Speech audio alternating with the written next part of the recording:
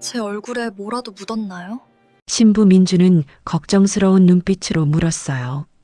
친구 아들 결혼식장에 갔던 정수는 대기실에서 인사하는 신부를 보는 순간 손에 쥐고 있던 축의금 봉투를 떨어뜨리고 말았죠. 20해 동안 기억 속에 박제되어 있던 딸 지혜의 눈매와 너무도 닮아 있었기 때문입니다. 처음 본 사람인데 왜 보는 순간 숨이 멎는 걸까요? 도대체 저 신부는 누구인 걸까요? 사연 시작 전에 구독과 좋아요 눌러주시고 어디서 듣고 계신지 댓글 남겨주시면 그곳으로 행운이 가득 전달되기를 기도하겠습니다. 오전 11시 강남의 한 1급 호텔 예식장은 입구부터 하객들이 보낸 화환들로 장관을 이루었습니다. 화려한 생화향기가 복도 끝까지 진동했고 샹들리에의 눈부신 조명은 대리석 바닥에 반사되어 예식장의 권위를 뽐내고 있었습니다. 지역의 이름난 재력가인 박 회장의 외동딸을 며느리로 맡는 명숙은 평소 시장통에서 보던 수수했던 모습은 온데간데 없었습니다. 그녀는 은은한 광택이 흐르는 푸른색 실크 한복을 우아하게 차려입고 입구에서 하객들을 맞이하고 있었습니다. 명숙의 얼굴에는 아들을 번듯한 집안에 장가 보낸다는 승리감과 자부심이 가득 서려 있었습니다. 연신 고개를 숙이며 인사하던 명숙이 멀리서 걸어오는 정순을 발견하자마자 환한 미소를 지으며 한달음에 달려왔습니다. 정순아, 너 왜 이렇게 늦었어? 내가 너 기다리느라 목이 다 빠지는 줄 알았다, 야. 세상에, 너 오늘 화장했니? 얼굴이 아주 뽀얗고 예쁘네. 이리 와봐. 명숙은 정순의 두 손을 꼭 맞잡으며 반갑게 맞이했습니다. 명숙아, 정말 고생 많았다. 정우가 이렇게 훌륭한 집안에 장가를 가다니 다 네가 그동안 억척같이 살며 정성 들인 덕분이지. 정말 축하한다, 친구야. 오늘 네가 세상에서 제일 예쁘다. 정수는 명숙의 화려한 차림새를 보며 진심 어린 축하를 건넸습니다. 정순의 눈에는 친구의 성공에 대한 시샘 대신 고생한 세월을 보상받는 친구에 대한 애틋함이 서려 있었습니다. 고맙다, 정순아, 다 네 덕분이지. 정우 어릴 때부터 제 자식 마냥 반찬 챙겨주고 마음 써준 거 내가 평생 어떻게 잊겠니? 너 아니었으면 나 벌써 쓰러졌을 거야. 자, 너도 가서 신부 얼굴 좀 봐. 박 회장님 댁 외동딸이 얼마나 참한지 몰라. 인물도 인물이지만 그 애가 정말 법 없이도 사례야. 얼마나 다정다감한지 너 보면 깜짝 놀랄 거다. 얼른 가보자. 명숙은 자랑스러운 듯 정순의 팔짱을 끼고 웅장한 대리석 복도를 지나 신부 대기실로 향했습니다. 대기실 문이 열리자 은은한 백합 향기와 고급스러운 향수 냄새가 정순의 코끝을 간지럽혔습니다. 그곳 화사한 생화 장식 속에 눈부신 순백의 웨딩드레스를 입고 앉아있던 민주가 고개를 돌렸습니다. 그 순간 정수는 심장이 덜컥 내려앉는 기분을 느꼈습니다. 세상에 저런 우연이 있을까 싶을 정도로 민주의 얼굴은 정순의 기억 속에 박제된 딸 지혜의 눈매와 너무나도 닮아 있었습니다. 지혜가 무사히 자라 성인이 되었다면 딱 저런 모습이었을 거라는 확신이 들 만큼 민주의 미소는 정순의 멈춰버린 20년의 시간을 세차게 두드리고 있었습니다. 정수는 자신도 모르게 손에 들고 있던 축의금 봉투를 바닥에 떨어뜨리고 말았습니다. 안녕하세요. 와주셔서 감사합니다. 정우 씨한테 말씀 정말 많이 들었어요. 시어머니랑은 친자매보다 더 깊은 인연을 이어오신 소중한 분이라고요. 인상이 참 고우세요.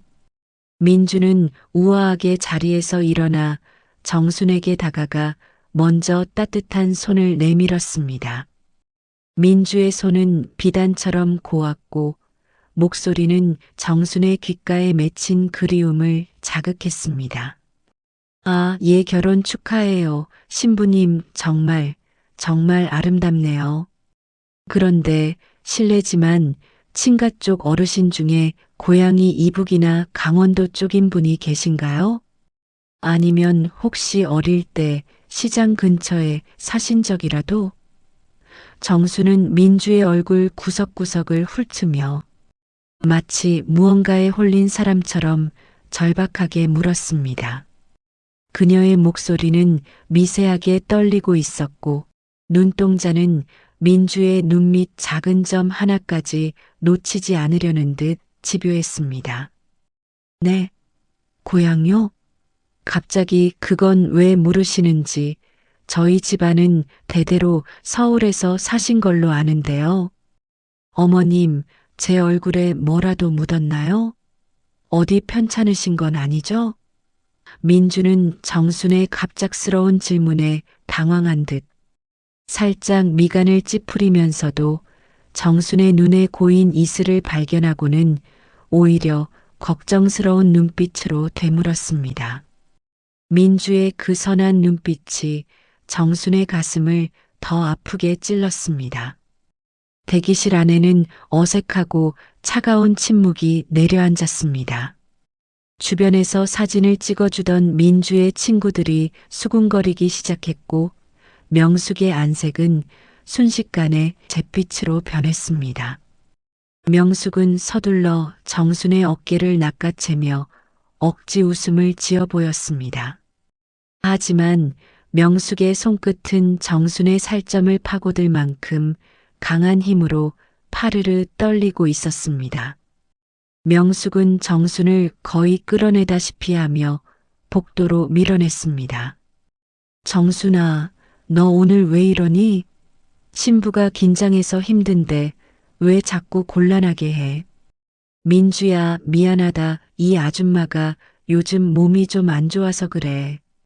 정순아, 너 나랑 잠깐 나가자. 명숙은 정순을 밖으로 데리고 나오며 날카로운 목소리로 쏘아붙였습니다. 명숙아, 나 봐. 너도 봤잖아. 저 아이, 민주라는 저 아이 말이야. 내 딸 지혜랑 너무 똑같아. 어쩜 저렇게 눈매가 똑같니? 웃을 때 입모양이며 보조개 들어가는 것까지 꼭 지혜가 살아 돌아온 것 같단 말이야. 내 심장이 터질 것 같아, 명수가. 정수는 복도 벽을 짚고 서서 거친 숨을 몰아쉬며 울먹였습니다. 정순아, 제발 진정해. 나도 알아. 나도 처음 민주 봤을 때 네 생각 많이 났어. 근데 세상에 닮은 사람이 어디 한둘이니? 네가 너무 지혜를 그리워하니까 비슷한 나이의 아가씨를 보면은 그렇게 보이는 거야. 박 회장님이 민주를 어떻게 키우셨는데 그런 말도 안 되는 소리를 해. 너 이런 소리 박 회장님이 들으시면 우리 정우 파혼당해. 네가 친구라면 이래선 안 되는 거잖아. 응? 제발 정신 차려. 명숙은 정순의 손을 꼭 잡으며 애절하게 빌었습니다. 하지만 명숙의 눈에는 평소의 다정함은 온데간데 없고 알 수 없는 묘한 공포가 서려 있었습니다. 마치 정순이 말하지 못하도록 입을 틀어막으려는 듯한 눈빛이었습니다.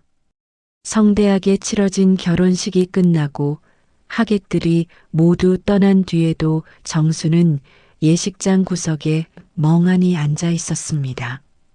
축복의 박수 소리가 잦아든 빈 공간에는 공허함만이 가득했습니다.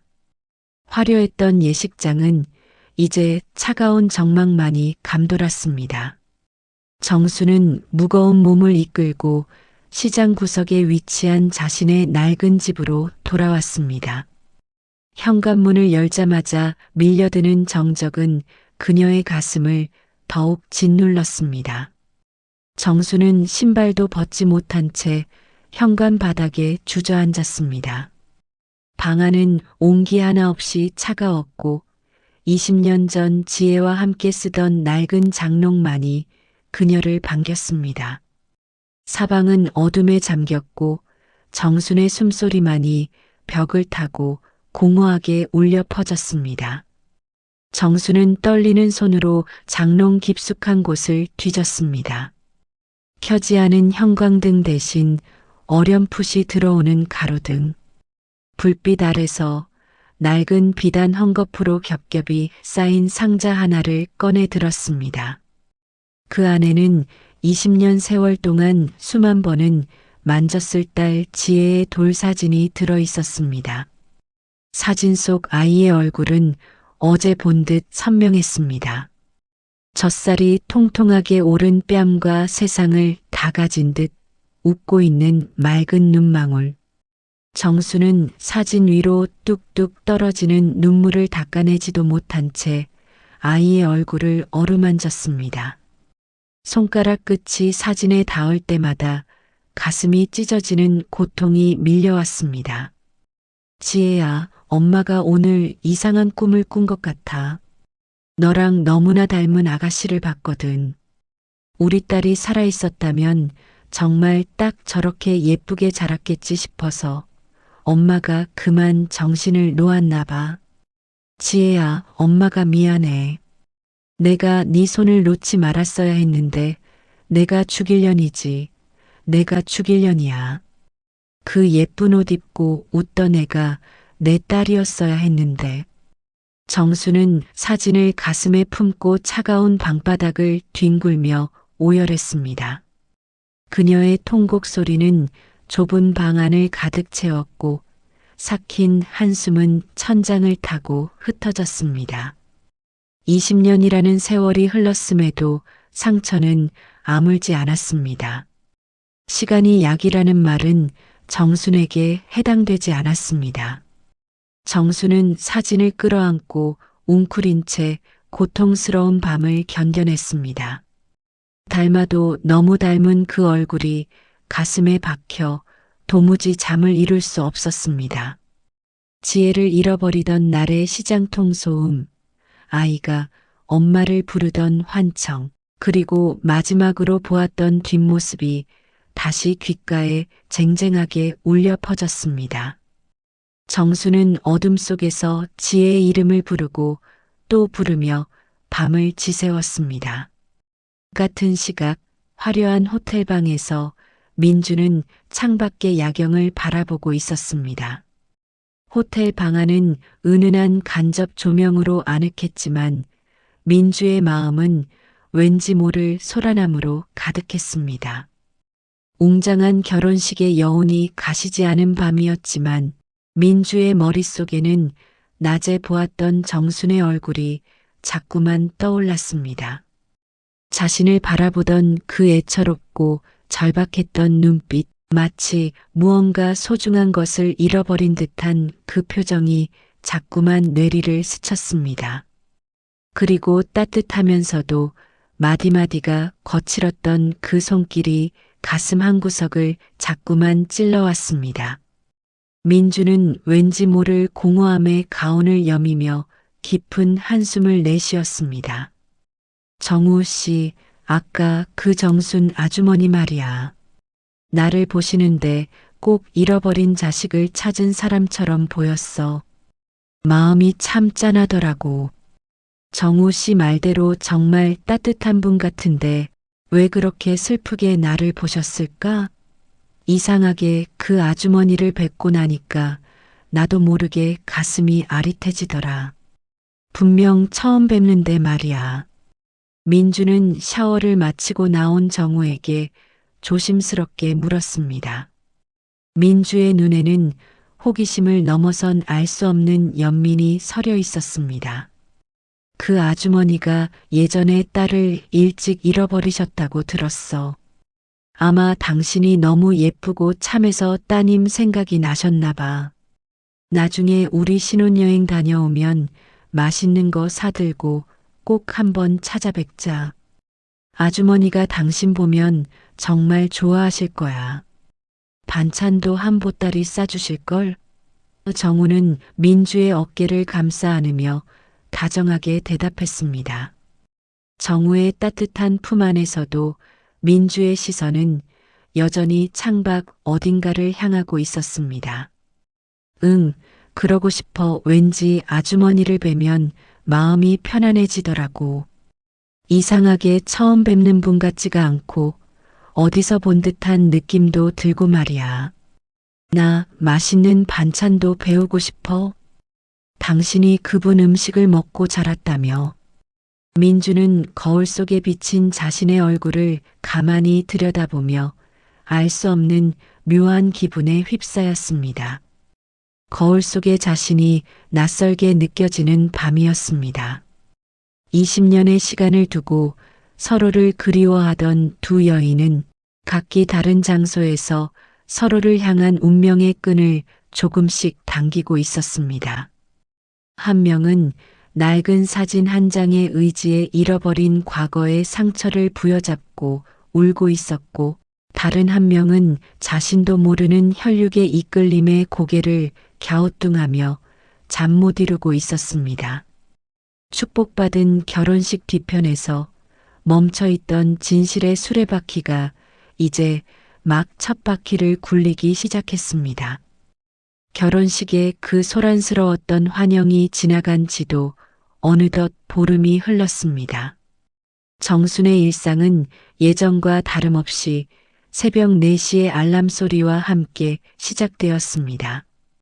삐걱거리는 가게 셔터를 올리고 찬물에 손을 담가 흙 묻은 채소들을 씻어내는 일. 하지만 정순의 마음은 이미 예전의 평온함을 잃어버렸습니다.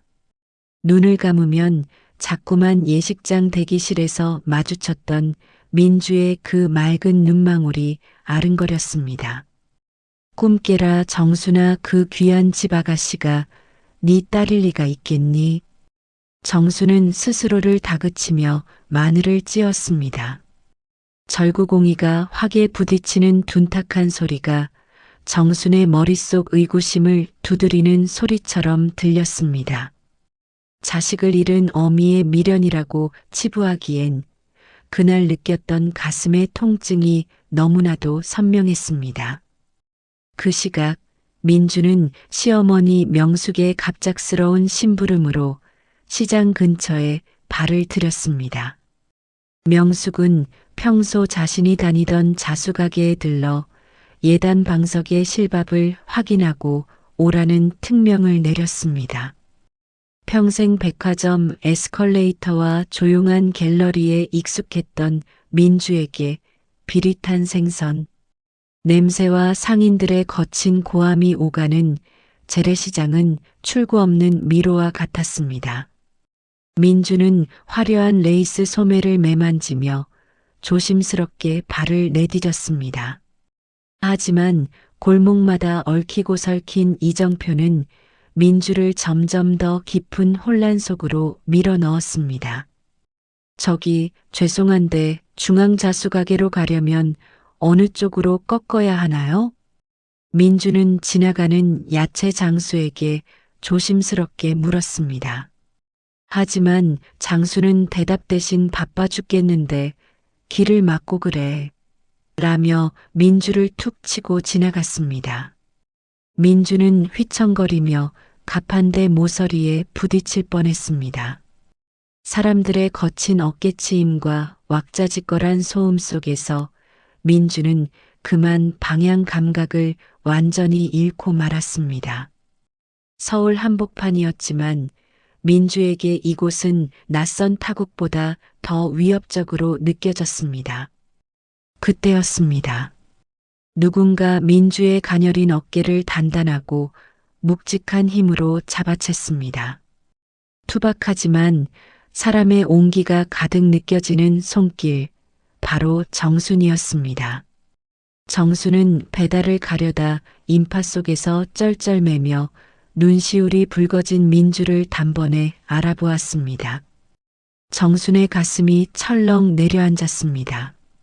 저 가냘픈 아이가 왜 이런 험한 곳에서 혼자 헤매고 있는지 정수는 자신도 모르게 민주의 앞을 가로막았습니다. 정순의 눈에는 민주의 당황한 얼굴 위로 20년 전 시장통에서 엄마를 찾으며 울먹이던 어린 지혜의 얼굴이 겹쳐 보였습니다. 세댁, 여긴 왜 혼자 왔어? 조심해야지. 앞만 보고 걷다가는 큰일 나요. 여긴 짐수레도 많고 사람도 험해서 정신 똑바로 차려야 해. 정수는 걱정스러운 눈빛으로 민주의 옷매무새를 살피며 다급하게 말했습니다. 어머님, 지난번 결혼식 때 뵀던 어머님 친구분 맞으시죠? 세상에 여기서 이렇게 뵙다니요. 정말 다행이에요. 저 길을 잃어서 너무 무서웠거든요. 민주는 정순의 얼굴을 확인하자마자 참았던 긴장이 풀린 듯 아이처럼 환하게 웃었습니다. 낯선 전쟁터에서 만난 유일한 아군을 본 듯한 표정이었습니다. 민주의 안도 섞인 미소에 정순의 가슴 한구석이 아릿해졌습니다. 정순은 민주의 그 환한 미소를 보자 가슴 한구석이 찡해졌습니다. 내 딸 지혜도 겁이 많았는데라는 생각이 또다시 고개를 들었습니다. 정수는 민주의 하얀 손을 꼭 잡았습니다. 민주는 처음 느껴보는 거칠고 단단한 손바닥의 감촉에 잠시 당황했지만 이내 그 손에서 전해지는 뜨거운 진심에 마음을 열었습니다. 정수는 자수 가게까지 가는 내내 민주의 앞을 막아서며 시장 상인들의 거친 움직임으로부터 민주를 보호했습니다. 자수 가게 찾는다고요? 거긴 여기서 세 골목은 더 내려가서 왼쪽으로 꺾어야 해요. 내가 안내해 줄 테니까 내 등만 보고 따라와요. 이 복잡한 데를 며느리 혼자 보낸 명숙이도 참 속도 좋다니까. 정수는 툴툴거리면서도 민주의 손을 결코 놓지 않았습니다. 정순의 뒤를 따르며 민주는 묘한 기분에 휩싸였습니다. 정순과 함께 한순간부터 이 시장통의 냄새, 시끄러운 소음, 그리고 자신을 이끄는 이 투박한 손길이 전혀 낯설지 않았습니다. 아주 먼 옛날 기억의 저편 어디가에 이런 풍경이 분명 존재했던 것만 같았습니다. 자수가게에서 일을 마친 뒤 정수는 그냥 보내기 아쉬운 마음에 민주를 자신의 작은 반찬 가게로 데려갔습니다. 가게는 좁고 낡았지만 정순이 매일같이 닦고 닦아 반질반질한 윤이 났습니다. 세댁 고생 많았는데 시원한 보리차라도 한 잔 마시고 가요. 시장이 원래 이래 사람 냄새나고 좋긴 한데 처음 오면 정신이 하나도 없거든. 정수는 가게 안쪽의 낡은 선풍기를 민주 쪽으로 돌려주며 인자하게 웃었습니다. 민주는 가게 안을 가득 채운 들기름 냄새와 사람 사는 냄새에 묘한 안도감을 느꼈습니다. 왠지 모르게 이곳에 오니 숨통이 트이는 기분이었습니다. 아니에요. 어머님 덕분에 정말 살았어요. 근데 아주머니, 정우 씨가 그러는데 어머님 나물이 세상에서 제일 맛있대요. 저 오늘 아주머니 손맛 좀 구경해도 될까요? 저 사실 요리는 좀 서툴러서 정우 씨한테 항상 미안했거든요. 민주는 정순의 옆자리에 옹색하게 앉으며 싹싹하게 물었습니다. 민주의 밝은 성격은 정순의 차가운 마음을 녹이기에 충분했습니다. 정순은 민주의 다정한 태도에 가슴이 뭉클해졌습니다. 저 귀한 집따님이 시장 바닥 나물 냄새가 뭐가 좋다고 저렇게 웃어주는지 정순은 서둘러 갓 데쳐낸 고사리를 꺼내 들었습니다. 들기름을 듬뿍 넣고 소금을 한 꼬집 뿌려 손으로 조물조물 묻혀내는 정순의 손길을 민주는 넋을 잃고 바라보았습니다. 정순의 마디 굵은 손가락 사이로 고소한 향이 피어올랐습니다. 그 향기는 민주의 폐부 깊숙한 곳에 잠들어 있던 어떤 기억을 깨우는 향기였습니다. 어머, 이 냄새 정말 좋아요. 왠지 모르게 마음이 편안해지는 냄새예요. 아주머니, 저 한 입만 먹어봐도 될까요? 왠지 꼭 먹어봐야 할 것 같은 기분이 들어요. 민주는 홀린 듯 젓가락을 들었습니다. 그럼요, 자, 해봐요. 시장 반찬이라 좀 짤 수도 있어. 정수는 갓 무쳐낸 고사리 한 점을 민주의 입에 넣어 주었습니다.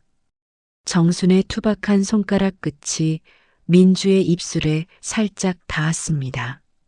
민주는 오물오물 나무를 씹더니 이내 눈을 크게 떴습니다. 민주의 눈동자가 파르르 떨렸습니다. 어머, 정말 맛있어요. 어쩜 이렇게 고소하죠? 아주머니, 이상하게 이 맛 어디서 먹어본 것 같아요. 기억은 잘 안 나지만 꼭 제가 아주 어릴 때 비슷하게 누군가 저한테 이렇게 묻혀졌던 것 같은 느낌이 들어요. 가슴이 막 울컥해요. 민주는 나무를 씹다 말고 멈춰서서 정순을 멍하니 바라보았습니다. 민주의 눈에는 어느새 맑은 눈물이 고여 있었습니다. 그 눈물은 민주 자신도 왜 흘리는지 모르는 영혼의 그리움이었습니다. 정수는 민주의 그 말 한마디에 심장이 쿵 하고 내려앉는 것을 느꼈습니다. 어디서 먹어본 맛이라니 그것은 단순한 미사여구가 아니었습니다. 그것은 핏줄이 기억하는 맛이었고 20년을 건너뛰어 전해지는 엄마의 손맛이었습니다. 정수는 떨리는 마음을 억누르며 민주의 얼굴을 가만히 들여다보았습니다. 민주의 하얀 이마에 맺힌 땀방울을 닦아주려 손을 뻗던 정수는 민주가 더운 듯 레이스 소매를 만지작거리는 것을 보았습니다. 그 소매 안에는 무엇이 숨겨져 있을까? 정순의 눈동자가 민주의 손목으로 향했습니다. 조금만, 아주 조금만 더 소매를 걷어 올리면 지혜의 증표를 확인할 수 있을 것 같았습니다. 세댁, 많이 덥지? 소매 좀 걷어요. 내가 시원한 얼음물 좀 가져올 테니까. 정수는 떨리는 손으로 민주의 소매를 걷어주려 손을 뻗었습니다. 정순의 손끝이 민주의 소매단에 닿는 순간 정순의 심장 박동 소리가 가게 안을 가득 채우는 것 같았습니다. 제발, 제발 그 흉터가 있기를 아니, 제발 없기를. 정수는 모순된 감정 속에서 숨을 멈췄습니다. 하지만 그 찰나 가게 밖에서 날카로운 타이어 마찰 소리와 함께 날카로운 목소리가 들려왔습니다. 민주야, 너 여기서 지금 뭐 하는 거니? 명숙이었습니다. 명숙은 사색이 된 얼굴로 차에서 내려가게 안으로 뛰어들어왔습니다. 명숙의 눈은 뒤집힐 듯 커져 있었고 숨은 턱 끝까지 차올라 있었습니다. 마치 자신의 가장 소중한 비밀이 들통날 위기에 처한 사람처럼 명숙의 태도는 지나치게 공격적이고 방어적이었습니다. 어머님, 여긴 어떻게 알고 오셨어요?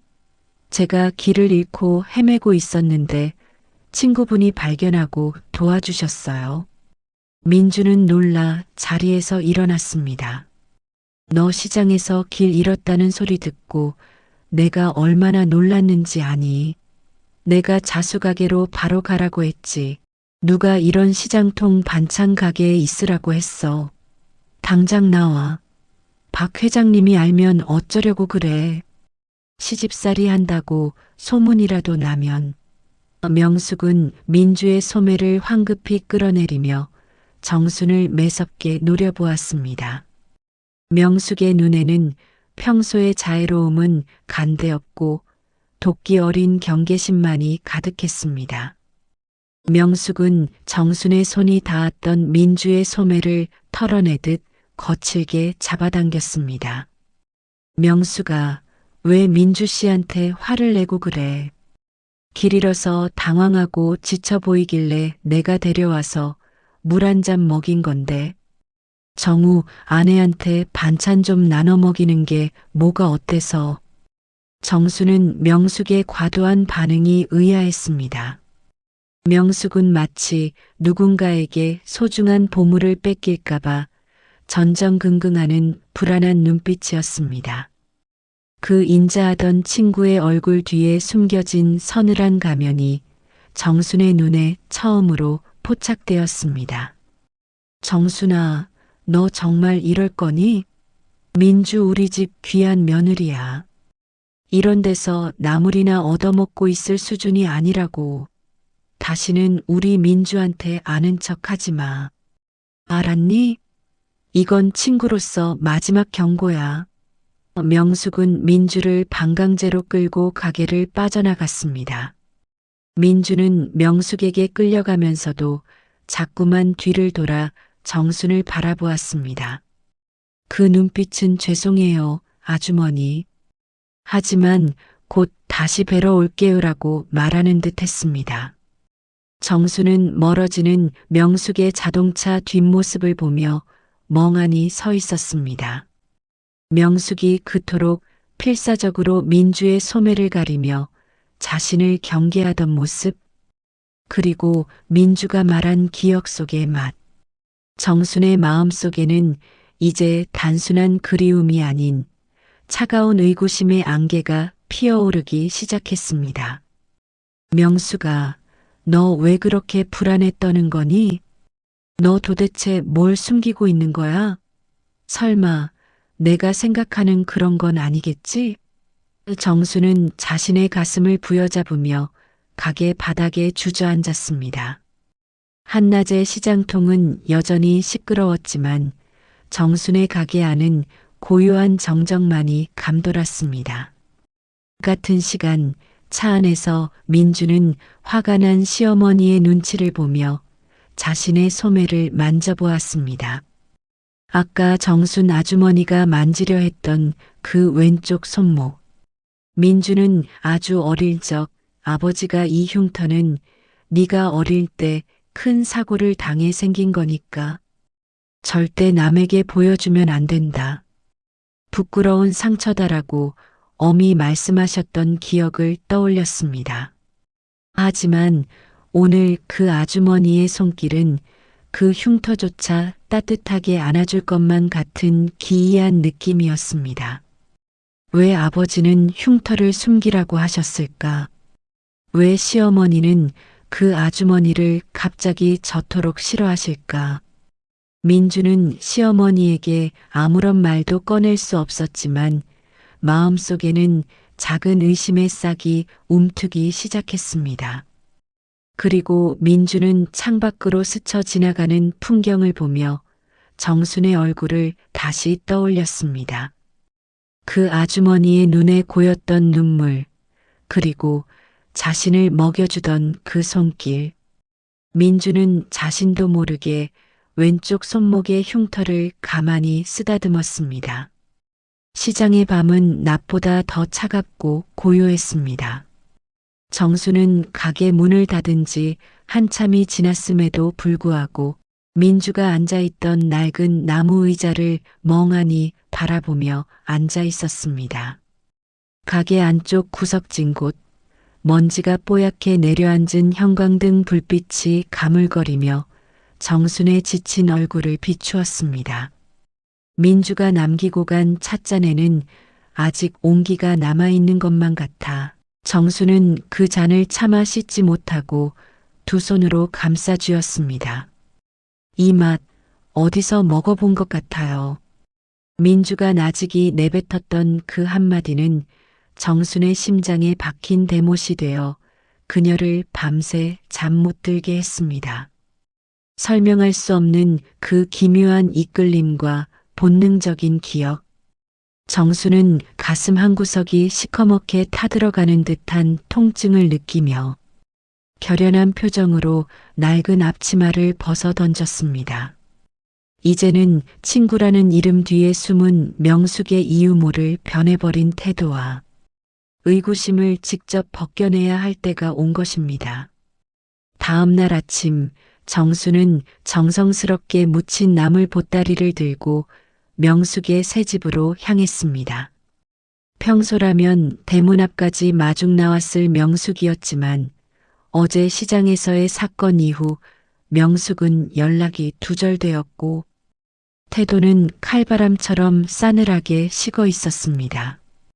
정수는 대리석 바닥이 눈이 시리도록 번쩍이는 명숙의 거실, 소파에 앉아 자신을 마치 불청객 보듯 바라보는 명숙의 눈빛을 정면으로 마주했습니다.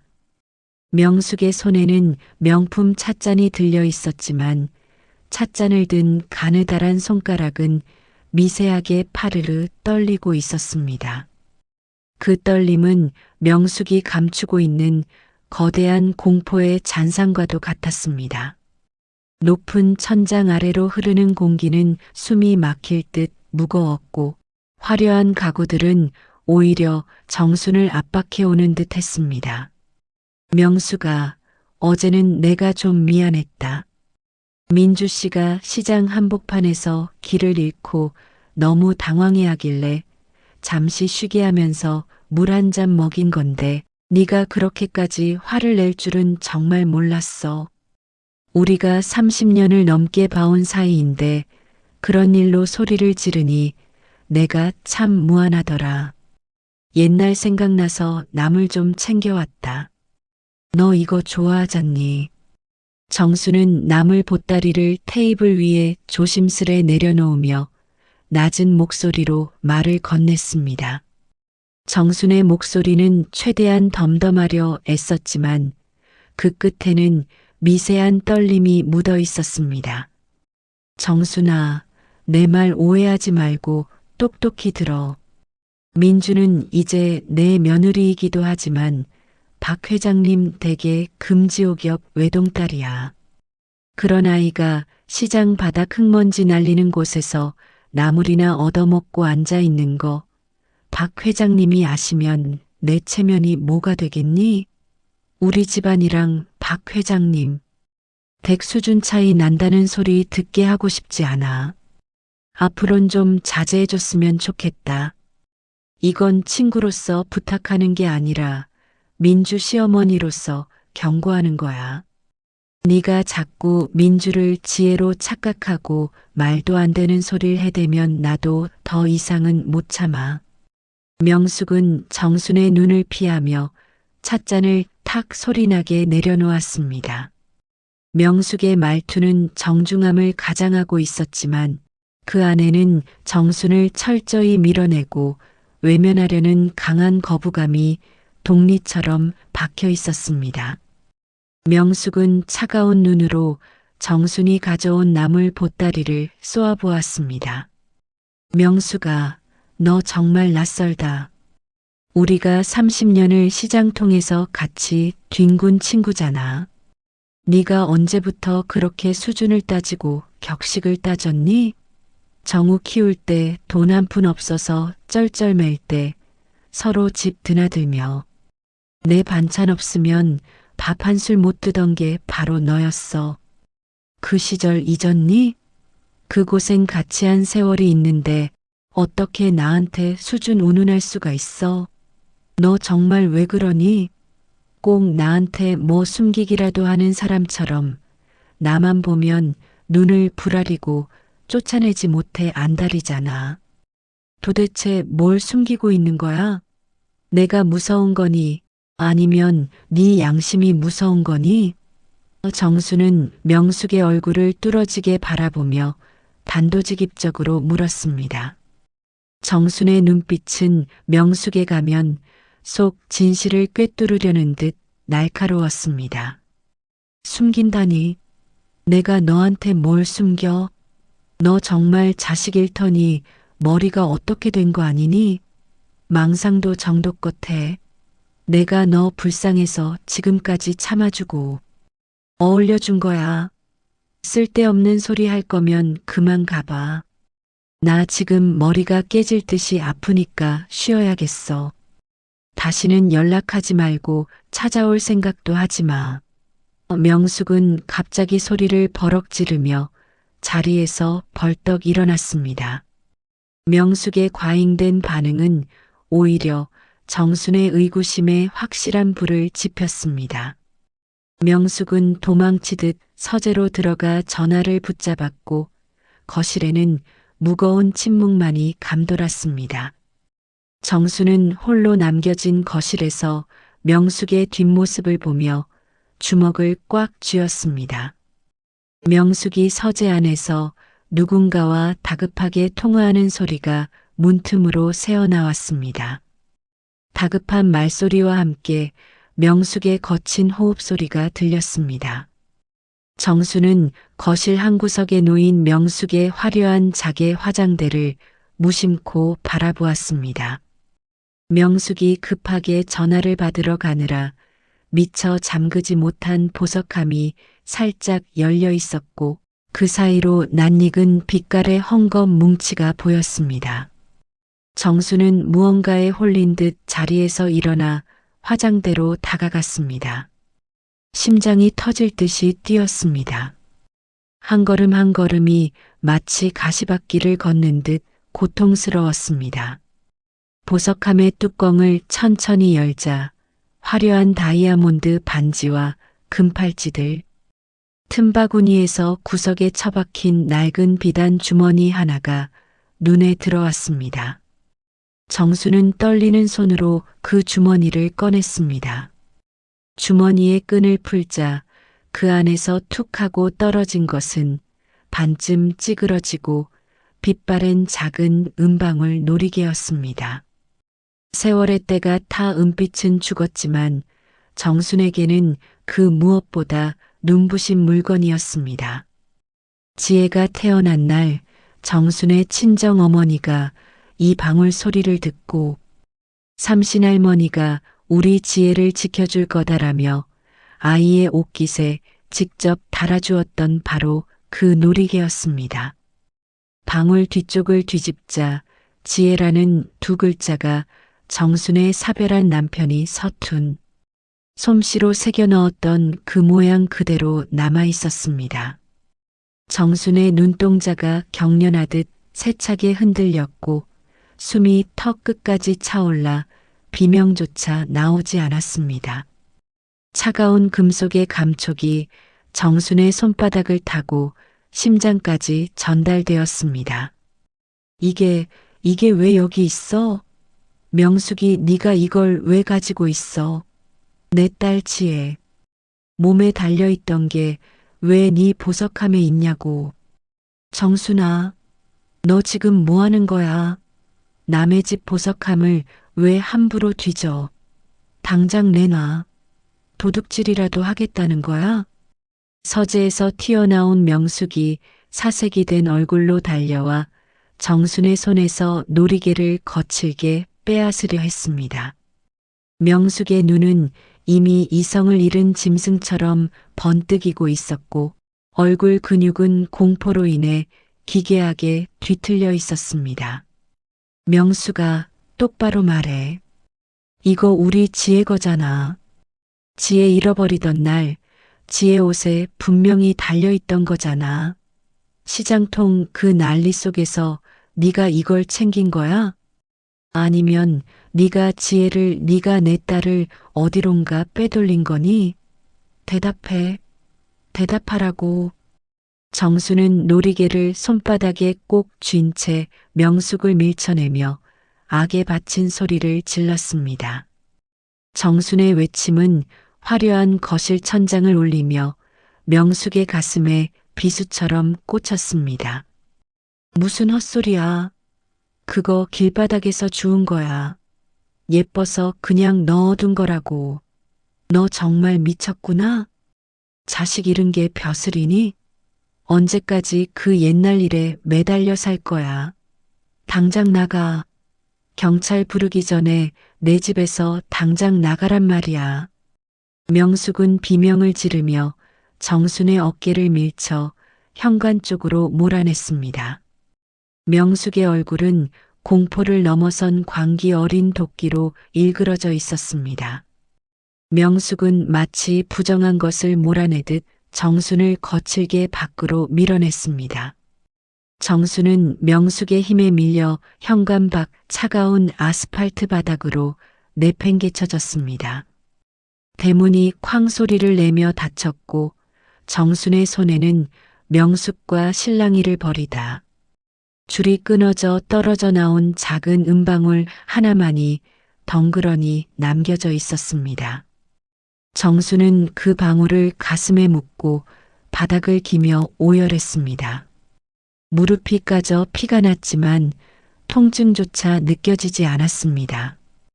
딸을 잃어버린 그날 함께 있었던 유일한 친구였던 명숙이 사실은 지혜를 유괴범에게 넘긴 장본인일지도 모른다는 끔찍한 진실이 정순의 온몸을 마비시켰습니다.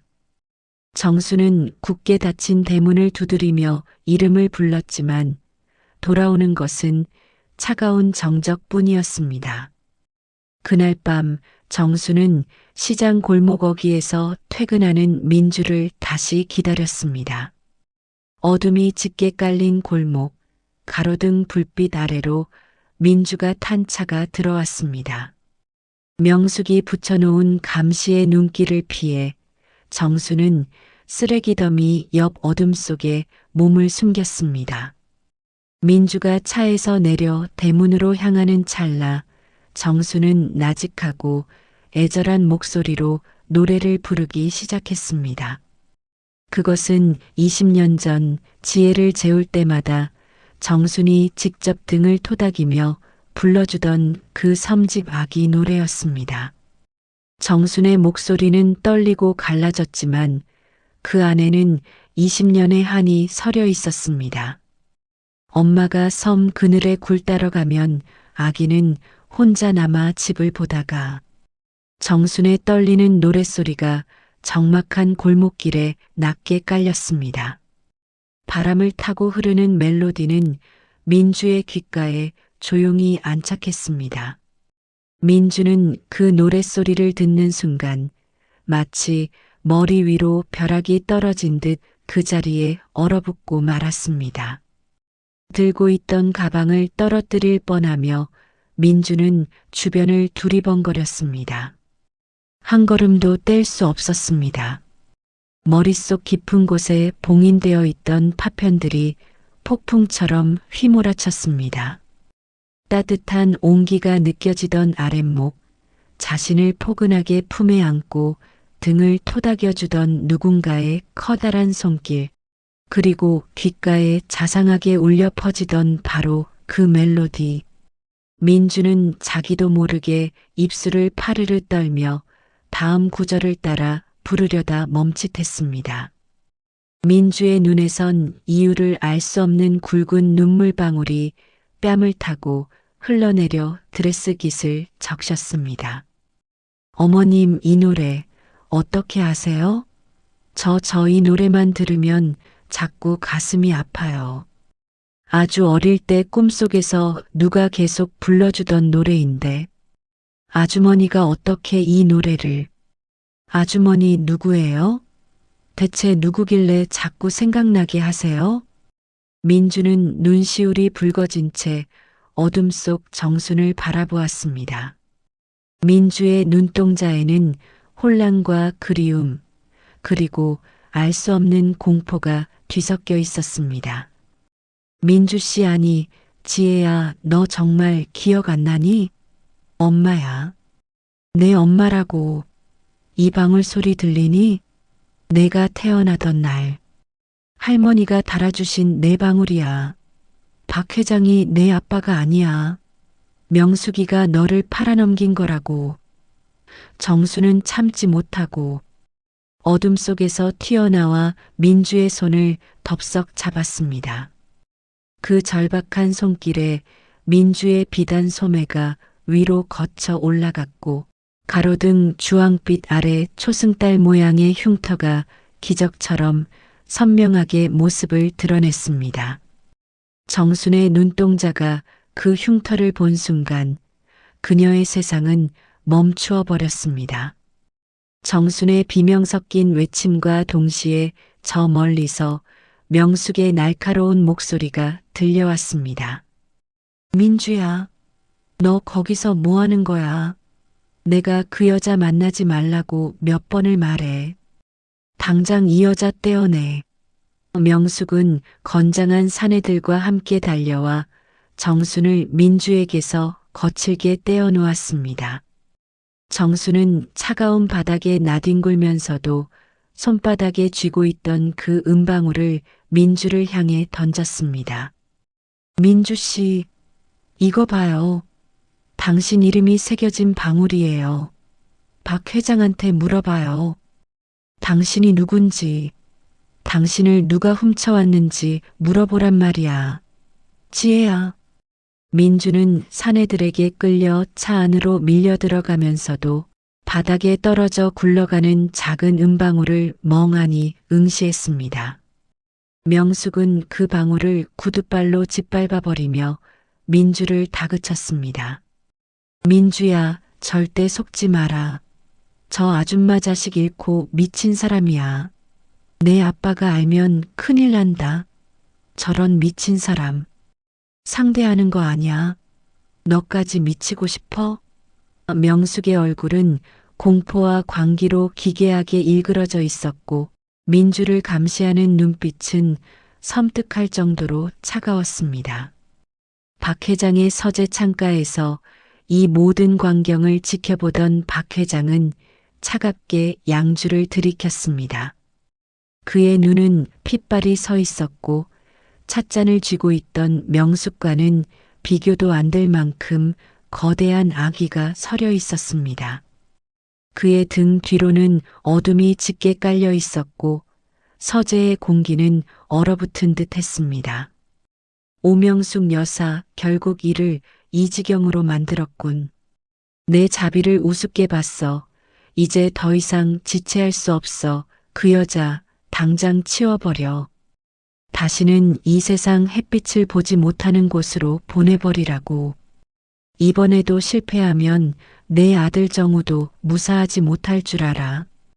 박 회장의 명령과 함께 명숙의 눈빛은 서늘한 살기로 번득였습니다. 폭풍전야의 정적이 시장 골목을 무겁게 짓누르고 있었습니다.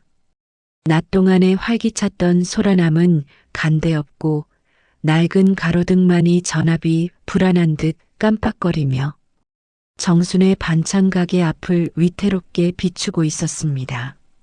정순은 명숙의 집에서 쫓겨난 뒤로 가게 문조차 열지 못한 채 차가운 방 안에서 은방울 조각을 손에 꽉 쥐고 있었습니다.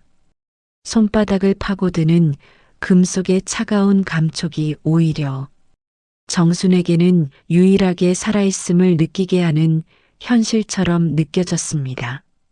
하지만 정순이 진실에 다가갈수록 그녀를 둘러싼 공기는 점점 더 숨가쁘게 조여오고 있었습니다. 시장 상인들은 명숙이 사람을 풀어 조직적으로 퍼뜨린 유언비어에 속아 정순을 남의 집 귀한 며느리를 탐내는 정신 나간 여자라며 노골적으로 피하기 시작했습니다.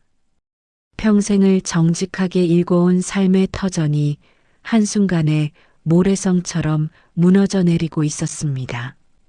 그 시각 명숙은 박 회장의 엄중한 지시를 받고 검은 양복을 입은 사내들과 함께 정순의 집 근처 골목 어귀에 잠복하고 있었습니다. 명숙의 얼굴은 죄책감보다는 생존을 위한 도끼로 가득 차 있었습니다. 자신의 아들 정우의 평탄한 앞날을 지키기 위해서는 30년, 우정 따위는 시궁창에 쳐넣어도 상관없다는 기괴한 모성애가 그녀를 지배하고 있었습니다. 명숙은 떨리는 손으로 연신 담배를 피우며 정순의 방에 불이 꺼지기만을 기다렸습니다. 어둠 속에서 타오르는 담뱃재가 마치 명숙에 타들어가는 양심의 마지막 부스러기처럼 보였습니다. 미안하다 정순아, 하지만 네가 자꾸 들쑤시니까 어쩔 수 없어. 그냥 조용한 곳에 가서 평생 죽은 듯이 살아줘. 그게 우리 모두를 위한 길이야. 너만 입 다물면 아무도 다치지 않아.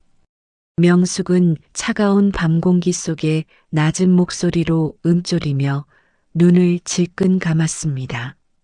새벽 2시 30분 정순의 집 유리창이 날카로운 소리를 내며 박살났습니다. 고요한 시장통의 정막을 깨는 그 파열음과 함께 검은 그림자들이 방 안으로 들이닥쳤습니다. 잠결에 놀라 일어난 정수는 비명을 지르며 저항했지만 건장한 사내들의 압도적인 완력을 당해낼 수는 없었습니다.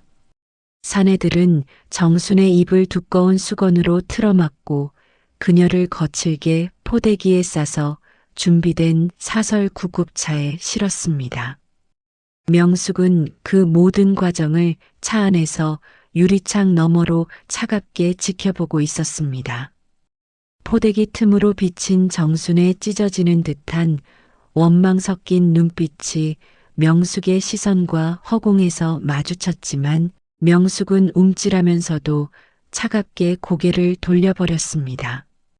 정순을 태운 차는 비명소리를 삼킨 채 서울 외곽의 인적이 드문 산속 사설 정신병원으로 향했습니다. 이거나, 명숙아, 네가 어떻게 나한테 이럴 수 있어. 지혜야, 내 딸 지혜야. 정순의 절규는 방음이 철저한 구급차 내부에서 공허하게 흩어졌습니다. 사내들은 정순의 팔에 강제로 강력한 진정제 주사를 놓았고 정순의 의식은 점차 늪과 같은 어둠 속으로 가라앉았습니다. 멀어지는 의식 속에서도 정순은 손에 쥔 은방울 조각을 놓지 않으려 손가락에 힘을 주었습니다. 한편 박 회장의 저택에서 민주는 잠 못 이루는 밤을 보내고 있었습니다. 침대 옆 협탁 서랍 깊숙한 곳에 숨겨둔 그 은방울 조각이 자꾸만 마음에 걸려 자꾸만 뒤척였습니다. 정순이 던져준 그 작은 방울에는 정말 자신의 이름 지혜가 새겨져 있었습니다. 평생 박민주라는 이름으로 박 회장의 귀한 외동딸로 살아온 그녀의 인생 전체가 뿌리째 흔들리고 있었습니다. 민주는 거울 앞에 서서 자신의 왼쪽 손목에 새겨진 초승달 모양의 흉터를 가만히 쓰다듬었습니다. 아버지는 어릴 적 화재 사고라고 했지만 왜 그 반찬 가게 아주머니는 이 흉터를 보고 그토록 가슴 아프게 울었을까? 왜 시어머니는 그 아주머니를 광인으로 몰아세우며 자신을 격리하려 하는 걸까? 의문의 조각들이 머릿속에서 어지럽게 춤을 추며 민주를 괴롭혔습니다. 민주는 결심했습니다. 자신을 둘러싼 이 거대한 안개의 정체를 직접 확인하기로 했습니다. 민주는 모두가 잠든 깊은 밤 까치발을 하고 복도를 지나 박 회장의 서재로 향했습니다. 서재 문은 굳게 잠겨 있었지만 민주는 평소 아버지가 비상용 열쇠를 숨겨두던 무거운 화분 아래를 기억하고 있었습니다. 떨리는 손으로 문을 열고 들어간 서재는 서늘한 공기가 감돌았습니다. 민주는 아버지의 거대한 책상 위 금고가 숨겨진 비밀 책장을 조심스럽게 열었습니다. 금고의 비밀번호는 자신의 생일이었습니다. 평생 자신을 향한 아버지의 지극한 사랑이라 믿었던 그 숫자가 오늘따라 차가운 비밀의 암호처럼 느껴져 가슴이 아릿하게 아파왔습니다. 금고 문이 웅장한 소리를 내며 무겁게 열리자 그 안에는 각종 권리증과 함께 낡은 서류 봉투 하나가 들어 있었습니다. 봉투 위에는 입양 관련 기록이라는 글자가 아버님의 필체로 적혀 있었습니다. 민주는 숨을 멈춘 채 서류를 꺼냈습니다. 그 안에는 놀랍게도 20년 전 실종, 신고된 이지혜라는 아이의 전단지와 함께 명숙의 남편에게 거액의 돈을 송금한 영수증 수십 장이 들어 있었습니다. 그리고 그 밑에는 정순이 말했던 것과 똑같이 생긴 낡고 빛바랜 색동 베네저고리 한 벌이 들어 있었습니다. 민주의 눈에서 뜨거운 눈물이 왈칵 쏟아졌습니다. 아빠가 어떻게 나한테 이럴 수 있어? 나는 누구의 딸이었던 거야? 내가 정말 시장에서 반찬 가게에서 잃어버린 아이였던 거야? 민주는 그 자리에 주저앉아 입을 막고 소리 없는 오열을 쏟아냈습니다. 그때 서재의 불이 갑자기 환하게 켜지며 박 회장이 문가에 서 있었습니다. 박 회장의 얼굴은 평소에 인자한 아버지의 가면을 완전히 벗어던지고 먹이를 노리는 맹수처럼 살기등등한 기운을 내뿜었습니다. 결국 보지 말아야 할 것을 봤구나, 민주야. 박 회장의 목소리는 얼음장처럼 차가웠고 서재 전체를 압박했습니다. 민주는 서류를 가슴에 품고 뒷걸음질 쳤습니다. 아빠, 이거 다 거짓말이죠? 이 서류들 다 누군가 꾸며낸 가짜라고 말해줘요. 내가 정말 유괴된 아이예요? 아빠가 나를 시장에서 돈을 주고 사온 거예요? 대답 좀 해보세요. 민주는 절규하며 물었습니다. 사왔다니? 나는 너를 구한 거야. 자식 잃고 실성해서 시장통에서 나물이나 파는 천박한 여자 밑에서 자랄 뻔한 너를 내가 최고의 환경에서 공주처럼 키워줬어. 그게 죄냐? 그게 유죄야. 넌 내 딸로 살 때 가장 빛나고 가치 있는 거야. 그 반찬 장수. 여자는 잊어. 박 회장은 서재 책상을 주먹으로 내리치며 고함을 질렀습니다. 박 회장의 뒤틀린 집착과 욕망이 서재 안을 가득 채웠습니다.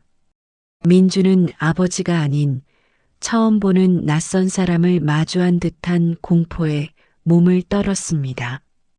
박 회장은 즉시 비서들을 불러 민주를 방에 가두고 밖에서 문을 잠그라고 명령했습니다. 민주는 끌려가면서도 가슴에 품은 서류와 베넷저고리를 결코 놓지 않았습니다. 정신병원의 차가운 침대에 손발이 묶여있던 정수는 약물 기운에 취해 비몽사몽 헤매고 있었습니다. 환각 속에서 어린 지혜가 자신을 부르며 달려왔습니다. 엄마, 엄마 나 여기 있어. 나 좀 데려가. 정수는 헛손질하며 허공을 휘저었습니다. 그때 병실 문이 열리고 명숙이 들어왔습니다. 명숙은 죄책감 어린 눈으로 정순을 내려다보았습니다. 정수는 간신히 정신을 차리고 명숙의 옷자락을 붙잡았습니다. 명숙아 제발 우리 딸 좀 돌려줘. 네가 그랬잖아. 네가 내 딸을 데려갔잖아. 우리 30년을 넘게 본 친구잖아. 어떻게 이래? 정순의 애원은 힘없이 끊겼습니다. 정순아, 그냥 여기가 편해. 박 회장님이 너 평생 먹고 살 건 다 챙겨주신대. 그러니까 제발 그만하자. 나도 이제 지쳤어. 정우가 이 사실 알면 어떻게 되겠니? 내 아들 인생 망치는 꼴 너도 보고 싶지 않잖아. 정우를 봐서라도 네가 참아줘. 이게 너랑 나 우리 둘 다 사는 길이야. 명숙은 정순의 손을 뿌리치며 차갑게 말했습니다. 하지만 명숙의 눈가에는 참담한 회한의 눈물이 고여 있었습니다. 그녀 역시 자신의 욕망과 우정 사이에서 영혼이 찢겨나가고 있었던 것입니다. 방에 갇혀 있던 민주는 창문을 통해 탈출을 시도했습니다. 정우에게 연락하고 싶었지만 박 회장이 이미 가택연금을 지시하며 휴대전화와 통신수단을 모두 압수한 상태였습니다. 민주는 결혼 예복으로 입었던 비단 한복 치마를 찢어줄을 만들었습니다. 높은 2층 창문에서 내려오는 길은 험난했고 손바닥은 밧줄에 쓸려 피가 흘렀지만 진짜 엄마를 찾아야 한다는 본능적인 의지가 그녀를 움직이게 했습니다. 간신히 담장을 넘은 민주는 빗속을 뚫고 무작정 달리기 시작했습니다. 갈 곳은 단 한 곳, 시장통의 그 낡은 반찬 가게뿐이었습니다. 하지만 반찬 가게는 굳게 닫혀 있었고 동네 사람들은 정순이 미쳐서 밤중에 구급차에 실려갔다는 충격적인 소식을 전해주었습니다. 민주는 빗물과 눈물이 뒤섞인 얼굴로 길바닥에 주저앉았습니다. 엄마 어디 있어? 내가 다 잘못했어. 내가 너무 늦게 알아서 미안해. 민주의 통곡 소리가 적막한 시장 골목에 울려 퍼졌습니다. 민주는 손에 쥔 은방울을 꽉 쥐었습니다. 그리고 결심했습니다. 시어머니 명숙을 찾아가 정순이 어디 있는지 알아내기로 말입니다. 민주는 비틀거리며 명숙의 집으로 향했습니다. 명숙은 정순을 병원에 넘기고 돌아와 홀로 독주를 들이키고 있었습니다. 죄책감을 씻어내기 위해 마시는 술이었지만 마실수록 정순의 그 처절한 눈빛만 더욱 또렷해졌습니다. 그때 초인종이 요란하게 울렸습니다. 문을 열자 온몸이 비에 젖고 엉망이 된 민주가 서 있었습니다. 민주의 눈에는 평소의 순종적인 며느리의 모습은 온데간데없고 진실을 갈구하는 처절한 눈빛이 서려 있었습니다. 어머님, 정순 아주머니 어디 있어요? 아주머니 어디로 보내버린 거예요? 당장 말해요. 민주는 명숙의 멱살을 잡듯 다가서며 소리쳤습니다. 명숙은 당황하며 뒷걸음질 쳤습니다. 민주야, 너 이게 무슨 짓이니? 어른한테 버릇없이. 정신 차려. 너 지금 제정신이 아냐? 명숙은 소리를 질렀지만 민주가 내미는 지혜의 전단지와 베넷 저고리를 보는 순간 할 말을 잃고 바닥에 주저앉았습니다. 다 봤어요. 아버지가 숨겨둔 서류들, 그리고 어머님이 아버지한테 받은 돈까지. 당신들이 사람이에요? 어떻게 친구 딸을 팔아넘겨요? 어떻게 엄마랑 나를 20년 동안 생이별하게 만들어요? 당신들이 그러고도 인간이야? 당장 말해. 엄마 어디 있어? 민주의 절규는 명숙의 가슴에 비수처럼 꽂혔습니다. 명숙은 입술을 파르르 떨며 아무 말도 하지 못했습니다. 20년을 지탱해온 거짓의 성벽이 가장 사랑하는 아들, 정우의 아내인 민주의 손에 의해 무너져 내리고 있었습니다. 민주는 명숙을 몰아세워 정순이 갇힌 사설병원의 위치를 알아냈습니다. 명숙은 겁에 질려 울먹이며 주소를 적어주었습니다. 민주는 그 종이를 낚아채듯 들고 다시 빗속으로 뛰어나갔습니다. 명숙은 거실 바닥에 엎드려 통곡했습니다. 정우야, 엄마가 죄를 지었어. 네가 평생 돈 걱정 없이 행복하게 살게 해주려고 남의 딸을 팔아먹었다. 엄마가 죽을 죄를 지었어. 명숙의 비명이 공허한 저택에 울려 퍼졌습니다. 이제 진실은 멈출 수 없는 기차처럼 결말을 향해 달리고 있었고 그 끝에는 누구도 예상치 못한 충격적인 대가가 기다리고 있었습니다. 정신병원의 차가운 독방, 정수는 약물 기운을 이겨내려 제 허벅지를 손톱이 빠지도록 꼬집으며 정신을 붙들고 있었습니다. 그때 멀리서 들려오는 복도의 다급한 발자국 소리, 그리고 익숙한 목소리가 들렸습니다. 엄마, 엄마 여기 있어? 엄마. 그것은 20년 전 꿈속에서만 듣던 딸 지혜의 목소리였습니다. 정수는 믿기지 않는 듯 눈을 크게 떴습니다. 병실의 쇠창살 문 너머로 젖은 머리를 하고 눈물 범벅이 된 민주의 얼굴이 나타났습니다. 두 사람의 시선이 마주치는 순간 세상의 모든 소음이 멈춘 듯한 정적이 흘렀습니다. 진실이 마침내 두 사람의 손을 맞잡게 하는 통한의 순간이었습니다. 민주는 떨리는 손으로 병실 문틈 사이로 손을 뻗어 정순의 거친 손을 잡았습니다. 엄마 미안해. 너무 늦게 와서 미안해. 내가 지혜야. 엄마 딸 지혜라고. 민주의 목소리는 눈물에 젖어 갈라졌지만 정순에게는 그 어떤 음악보다 아름답게 들렸습니다. 정수는 흐릿한 시야 속에서도 민주의 얼굴을 어루만지려 애썼습니다. 지혜야, 정말 우리 지혜니? 꿈이 아니지? 엄마가 죽기 전에 너를 다시 보는구나. 두 모녀의 눈물이 차가운 병실 바닥을 적셨습니다. 하지만 감동의 재회도 잠시 멀리서 간수들의 발소리가 들려왔습니다. 민주는 서둘러 명숙에게서 뺏어온 열쇠 꾸러미를 꺼내 들었습니다. 엄마, 조금만 참아. 여기서 나가서 다 밝혀낼 거야.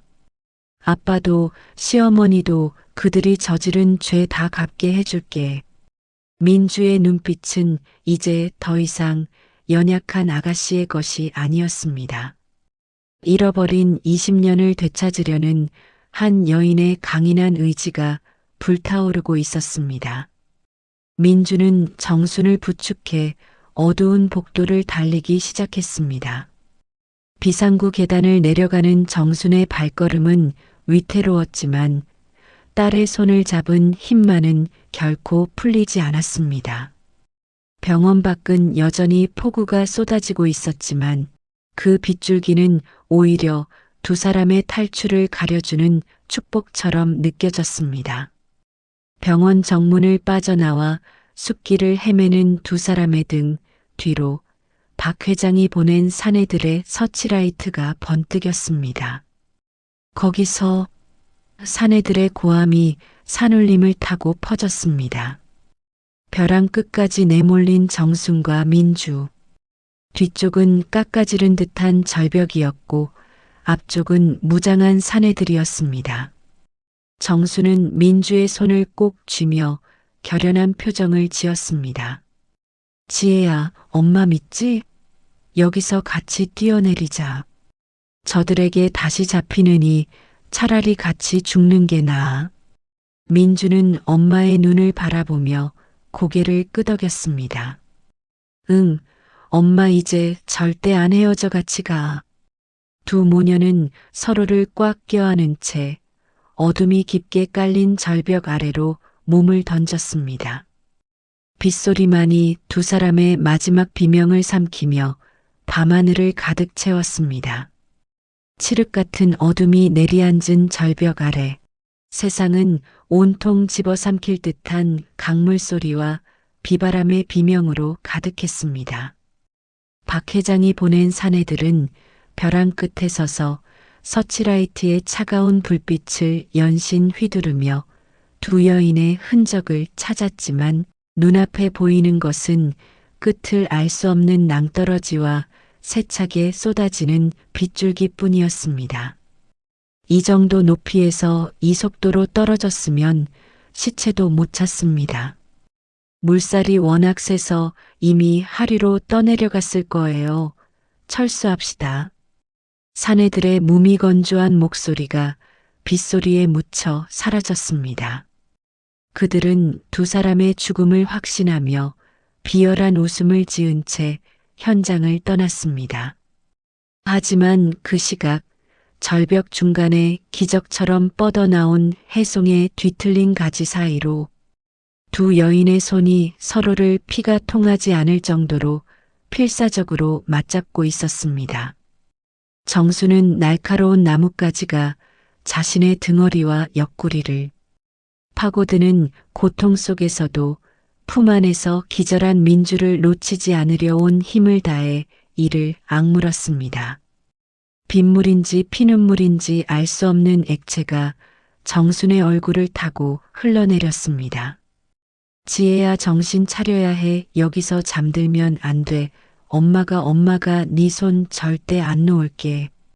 20년 전 시장통에서 그렇게 허망하게 너 안 보낸다. 내 목숨을 다해서라도 너는 꼭 살릴 거야. 지혜야, 엄마 목소리 들리니? 정순의 갈라진 목소리가 빗줄기에 씻겨 내려갔습니다. 정수는 자신의 체온이 떨어지는 것보다 민주의 몸이 식어가는 것이 더 두려웠습니다. 그녀는 자신의 겉옷을 벗어 민주를 감싸 안으며 새벽이 올 때까지 죽음보다 깊은 어둠과 공포를 오로지 어미의 본능으로 버텨냈습니다. 날이 밝고 빗줄기가 가늘어질 무렵 근처를 순찰하던 산림감시원에 의해 두 사람은 기적적으로 발견되었습니다. 병원으로 이송되는 구급차 안에서 민주는 희미하게 눈을 떴습니다. 자신의 손을 피투성이가 되도록 꼭 잡고 정신을 잃어가는 와중에도 우리 딸 살려주세요라고 중얼거리는 정순의 얼굴을 본 순간 민주는 참았던 오열을 터뜨렸습니다. 민주가 가슴속 깊이 품고 온 박 회장의 비밀 서류와 명숙의 송금 영수증은 비바람에 젖어 너덜너덜해졌지만 그 안에 담긴 추악한 진실은 지워지지 않았습니다. 병원에 도착하자마자 민주는 경찰을 불러 그 서류들을 넘겼습니다. 20년간 겹겹이 쌓여있던 거짓의 성벽이 무너지는 첫 번째 신호탄이었습니다. 사건은 걷잡을 수 없이 커졌습니다. 평생을 철옹성처럼 버텨온 박 회장의 제국에 거대한 균열이 가기 시작했습니다.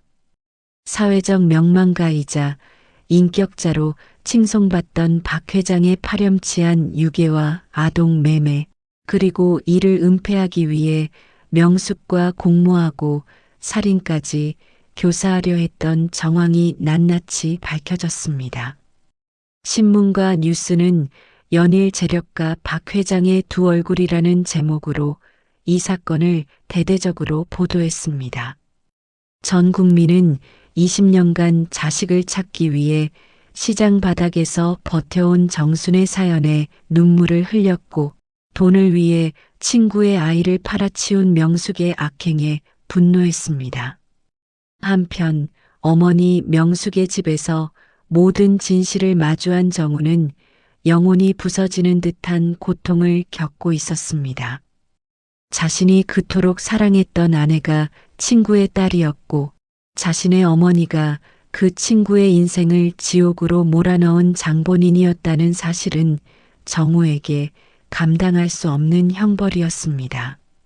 정우는 거실 바닥에 너클 놓고 앉아 있는 명숙을 향해 피를 토하는 심정으로 절규했습니다. 명숙은 화려한 한복을 입은 채 마치 껍데기만 남은 인형처럼 초점 없는 눈으로 허공을 응시하고 있었습니다. 어머니, 어떻게 그러실 수 있어요? 정순 아주머니가 우리한테 어떻게 했는데? 돈 때문에, 그 더러운 돈 때문에 사람의 탈을 쓰고 어떻게 친구의 딸을 팔아치울 수가 있냐고요. 아주머니가 지혜 잃고 시장 바닥에서 피눈물 흘리며 고등어 한 마리 팔 때 어머니는 그 돈으로 저 공부시키고 해외 유학까지 보내셨던 거예요? 제가 입은 옷, 제가 먹은 밥이 다 아주머니의 피눈물이었단 말이냐고요. 정우는 자신의 머리를 쥐어뜯으며 오열했습니다. 정우야, 다 널 위해서였어. 내 아버지 노름빚에 쫓겨 우리 둘 다 길바닥에 나앉게 생겼는데 박 회장이 그 아이를 금지옥엽으로 키워준다기에 나는 그게 그 아이를 위해서도 좋은 길인 줄 알았어. 그래야 너라도 번듯하게 키울 수 있을 것 같았어. 엄마를 원망해도 좋은데 다 너를 위해서 그랬던 거야. 명숙은 갈라진 목소리로 변명했지만 그 목소리에는 이미 양심이 타버린 제 냄새만이 가득했습니다. 절 위해서라고요? 아니요. 그건 어머니의 추악한 욕심이었어요. 이제 제가 어머니의 죗값을 직접 치르게 해드릴게요. 그게 제가 아들로서 해드릴 수 있는 마지막 도리이자 속죄입니다. 감옥에서 아주머니의 잃어버린 20년에 사죄하고 용서를 구하세요. 정우는 떨리는 손으로 경찰에 전화를 걸었습니다. 명숙은 아들의 신고를 받으면서도 저항하지 않았습니다. 오직 깊게 팬 주름 사이로 눈물만이 주룩주룩 흘러내려 화려했던 자수방석을 적셨습니다.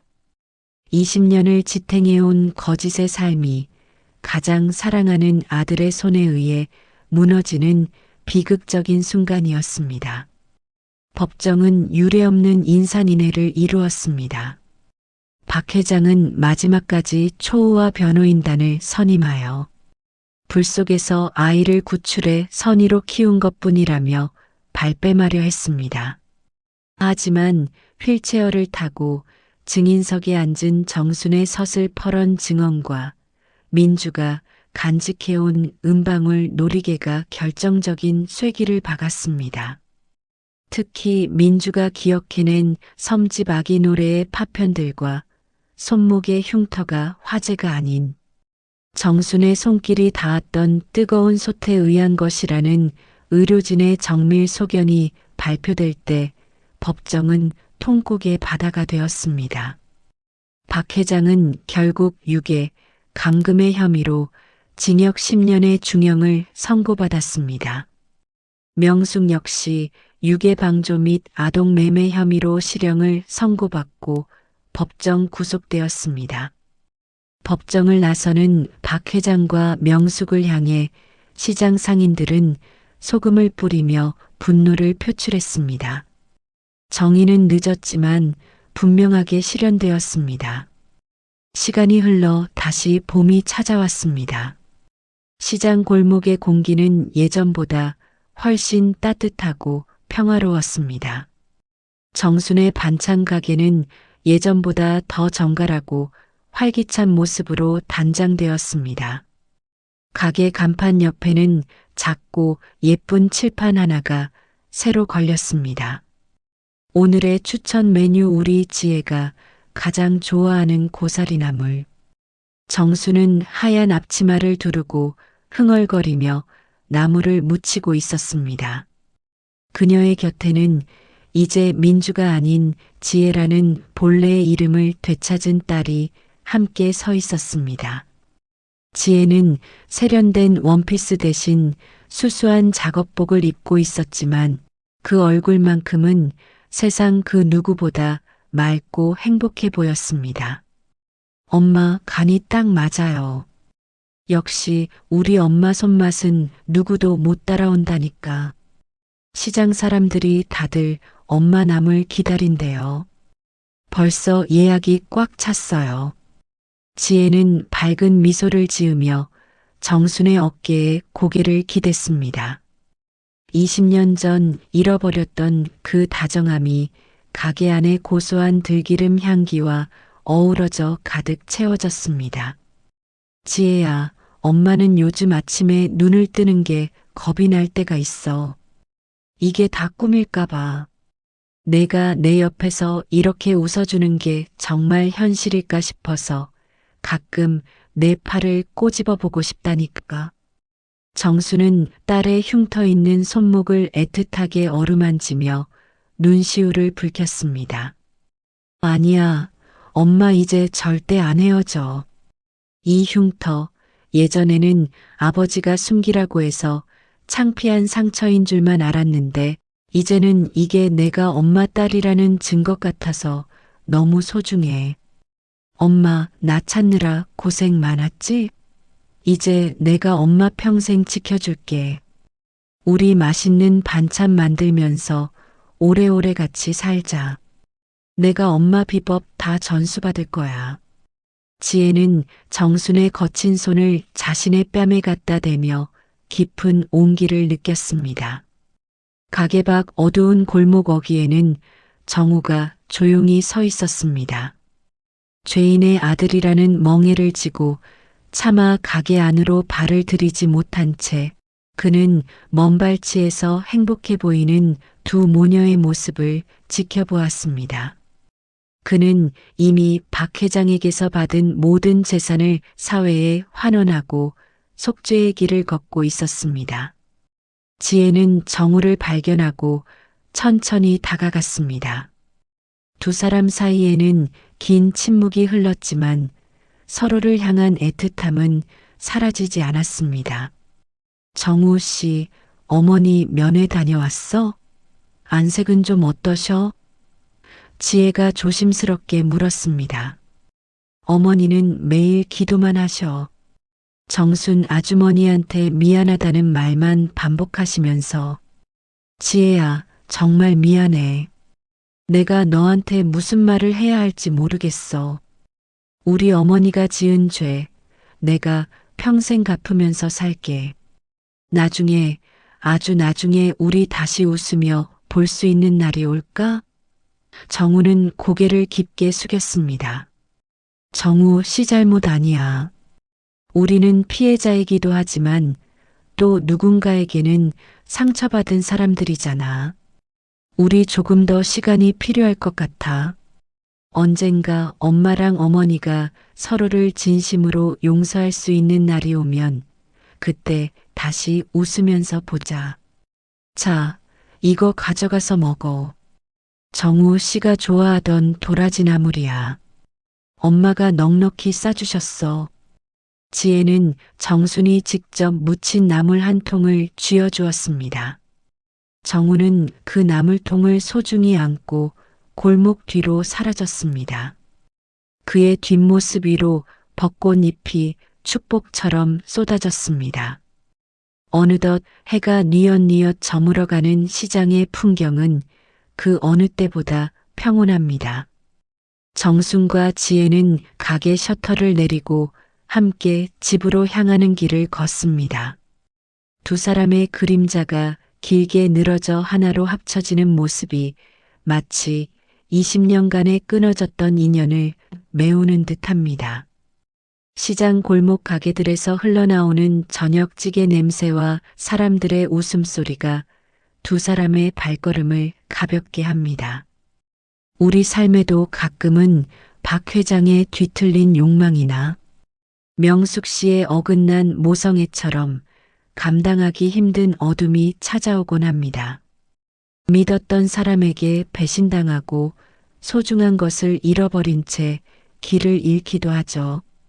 하지만 오늘 우리가 본 것처럼 결국 어둠을 뚫고 진실을 찾아내는 힘은 거창한 돈이 아니라 엄마가 섬 그늘에라고 낮게 읊조리던 엄마의 따뜻한 목소리와 손길의 기억이었습니다. 지혜의 손목에 새겨진 그 초승달 모양의 흉터는 더 이상 숨겨야 할 부끄러운 상처가 아닙니다. 그것은 이 풍파 속에서도 서로를 알아보기 위해 하늘이 남겨둔 가장 선명한 사랑의 증표였습니다. 혹시 여러분의 마음속에도 남들에게 보여주지 못한 아픈 흉터가 있으신가요? 오늘 밤엔 그 상처를 부끄러워하지 말고 가만히 어루만져 주었으면 좋겠습니다. 그 흉터가 있었기에 우리는 오늘을 버텨냈고 또 누군가에게는 세상에 하나뿐인 소중한 사람이 될 수 있었으니까요. 이제 정순 씨의 반찬 가게에는 슬픈 눈물 대신 딸 지혜와 함께 묻히는 고소한 들기름 향기가 가득할 겁니다. 여러분의 내일도 정순 씨의 김나는 밥상처럼 따뜻함으로 가득한 하루가 되길 진심으로 응원합니다. 긴 시간 동안 두 모녀의 아픔과 기쁨에 기꺼이 동행해 주셔서 고맙습니다.